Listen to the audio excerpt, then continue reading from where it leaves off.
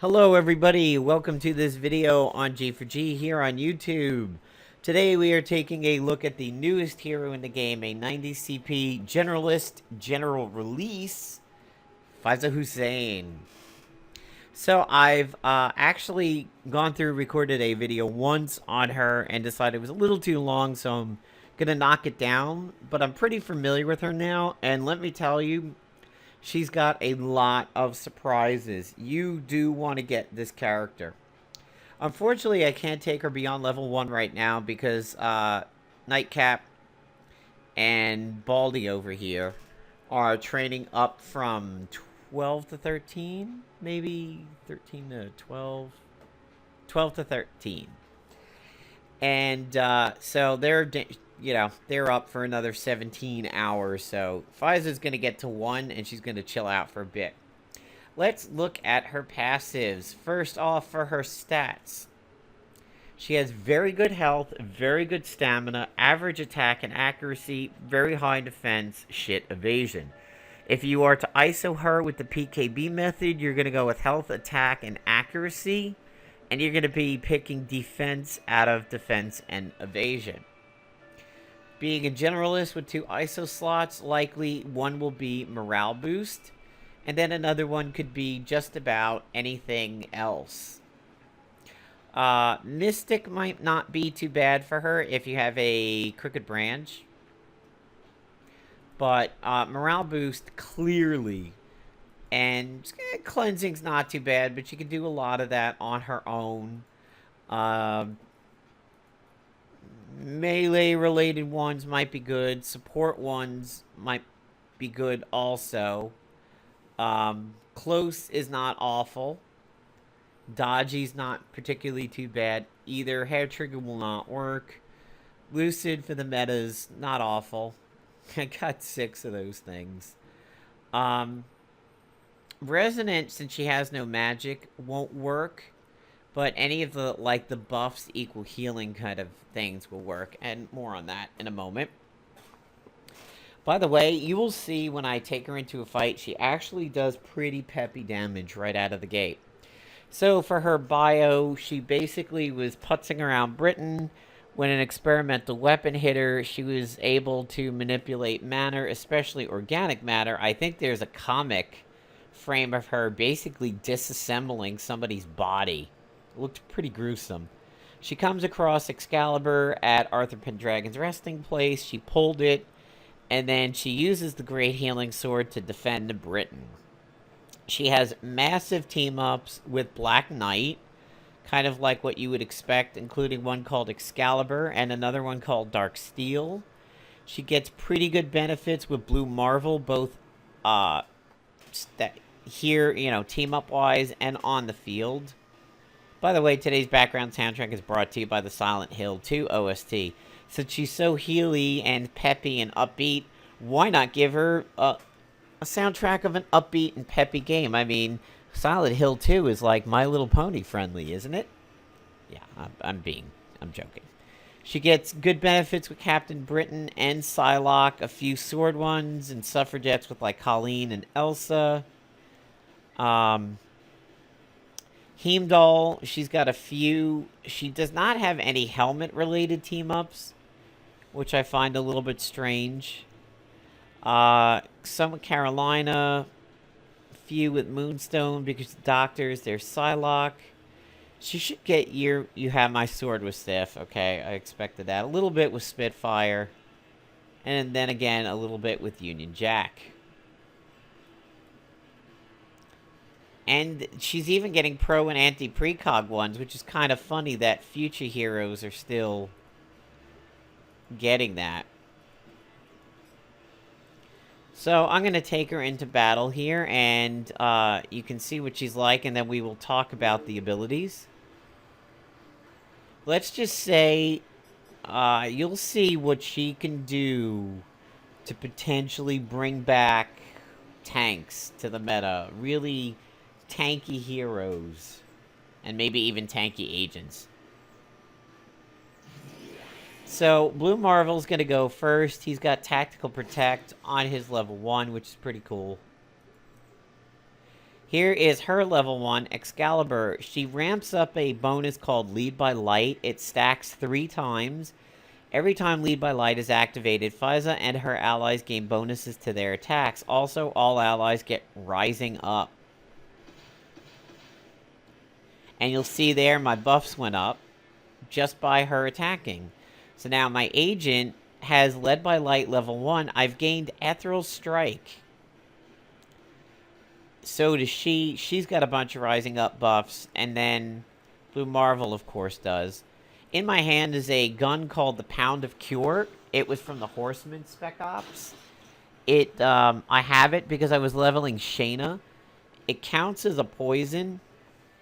And it has contamination, where it may cause weakened, dizzy, and slowed. It has a chance to stun. It reduces stats, and if it is removed before it completely ticks down for the massive 4 rounds, it will cause a big pop, just like Doom.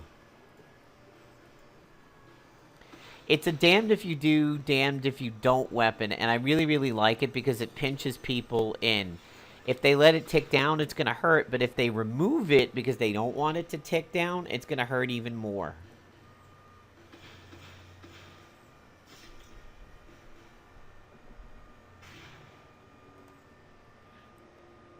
And there's my good buddy, the Devourer.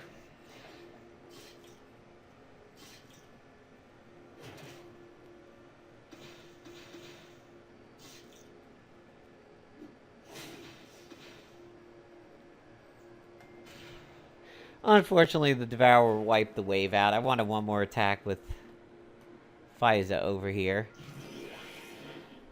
He's going to pass his turn because we want to get this going. So again, you notice the buffs go up. And if we look at my buffs now, I'm on Lead by Light level 2, which I ignore defense and I gain Ethereal Strike. She literally comes in and just... You'll see this as we discuss her moves, but she just kind of comes in and just sweeps away the meta in one fell swoop. She's a giant push broom and just sweeps everything under the rug.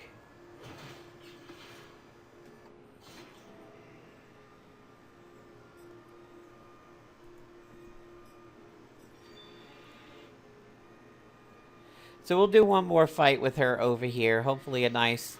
yes. This will be a nice long fight. Switch to my Infiltrator suit because of all the tacticians. I really discovered that over the years, I favor the tactician suits more than anything for PvE because of snappy service, but I will definitely switch up when needed. So we want to try to see if we can get her level 1 up to level 3. I had to stop myself there and say, am I saying this right?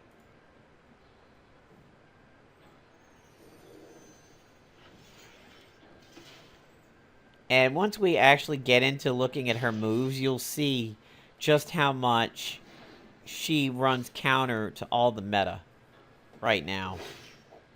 And she's actually got passives that make me eat my words. I just yesterday said something that Faiza has come in and made untrue. So I'm totally going to eat my shorts on this one. I've noticed that when she's not protected, a lot of PvE enemies are aiming for her.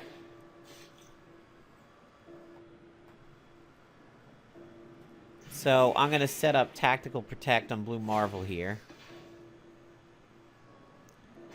I almost wish the Devourer would stop proccing. So now you'll see my agent is at level 1. I have Edge of Morality. I have a chance to avoid knockout once per combat. I have not tried that with suicides yet.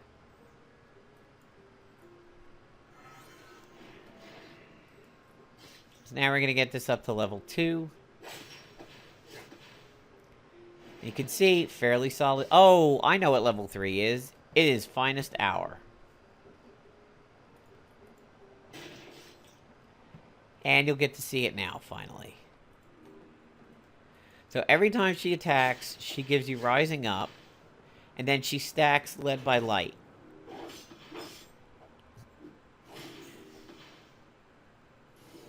There goes her Field Medic passive. It's been healing for about 1k.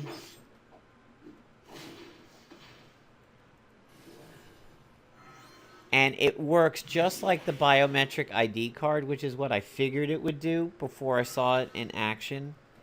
And it procs fairly well. So now, here we're at Lead by Light level 3. Everybody gets Ethereal Strike, Ignore Defense, and everybody's getting Finest Hour. So if you have Finest Hour heroes, she's a pretty solid way of giving it to you.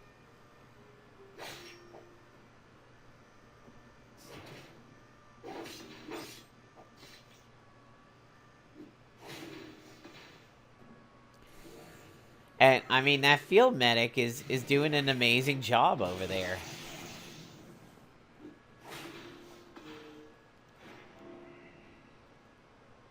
So that's what she looks like in action. We're going to take a look at her abilities, and then we will wrap up the video. And as you can see, close encounters, doesn't matter. Bonus for bringing characters that can... Oh, that's new. Doctor and Pro Precog.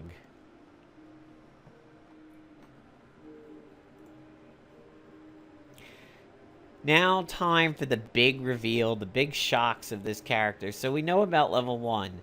Level 2, the Hippocratic Oath. 1 enemy, and it's a debuff. So you can use all those nasty debuff ISOs for this. Cannot use any action this round besides a recharge. Has a chance to be removed when anybody attacks Faiza. I need to clarify that. But more on that in a moment. So it is like a most ridiculously overpowered Force Cage to a certain degree. Targeted pain, self-channeling. So, what channeling is, for those of you who play MMOs and RPGs and everything like that, channeling is an ability that essentially stuns you while you are using it. Generally, you can move and it'll knock you out of it, or you have other things that can break a channel, but it's like doing a beam. You know, in World of Warcraft, drain soul and drain life on a warlock is a channel. Certain ultimates that may take 3-4 seconds to fully complete the cast is a channel. That's what this is. And if she is attacked while channeling, there is a chance that the channel will break. Otherwise, it ends after 1 round after she uses it. Which means she might be a little sketchy on defense. It's subtle, which, that's pretty good. It should get around a lot of protections and, you know, not get any counters and everything. Then here for the level 6, we have Beneficence. It's a multifunction. At the first function, we get 1 ally as emergency restoration. It's a heal, 2-round cooldown. If the target was recently revived due to her anti-knockout ability near the brink, this heal restores the character to full health. So it means she's very, very tactical for offense.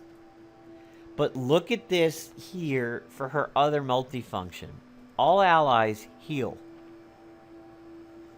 Triage. Immune to endemic, manipulated, Paradise Lost, pain. Removes and prevents debuffs. Heal over time. Let me explain what this does. This takes all of the rules of the game that we've had for years now, and she just push brooms it under the rug, takes the rug, folds it up, throws it in a dumpster, and sends it off to a nuclear facility to just get irradiated in the heart of like a reactor. It's immune to endemic manipulated Paradise Lost. Let me explain that to you. Pesty out the window. That one boot that does manipulated for 1 target out the window. Endemic, the ISO that a lot of people run out the window, manipulated. The Scroll of Runamaroth, the Psyche Operator out the window. The unremovable pain that gained a huge power point several seasons ago when it was made a border debuff out the window. she, for at least one round, comes in and screws that up. Now, in the case of Pesty, that means after that round, Pesty's Paradise Lost will likely re-engage. But Endemic and Manipulated, which come from things like cooldowns, you're going to clean them off, and they have to be cast again in order to work. So that poor man's Scroll of Runamaroth with the Psych Operator, that is literally a door prize for the last Spec Ops, and every Tom, Dick, and Harry in the game could be running that thing, has now been wiped out. And notice this has no starting cooldown. So if you get hit with it in the first round, just bang, get rid of it. Very, very powerful. And then here on Bright Blade, all allies get led by light, which we already know about from Excalibur, but everybody gets Blessing, and they get this thing called Bright Blade. Remove and prevent doom and despair. Now, I had just said in a Marvel Avengers Alliance Facebook group the other day, yesterday as a matter of fact, somebody was like, oh, maybe we're going to see a counter for despair, and I said, not likely to happen. Despair already is a counter, and when Cloak and Dagger was countering it accidentally, they fixed it and said, no, she can't do that anymore. Well, I'm eating my words, because we now have a counter to Despair. That means tanking heroes like Colossus might absolutely make a strong return to the meta.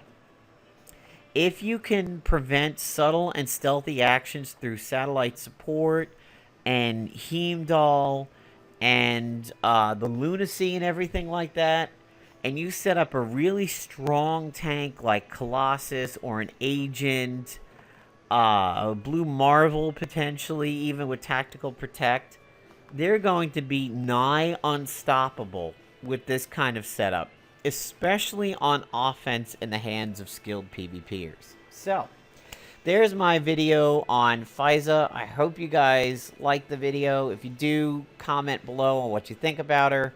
Subscribe, give the video a like. And, yeah, let's get a conversation going down in the comments about what you think about her and how she just erases the whole meta of the game right now. See ya, everybody.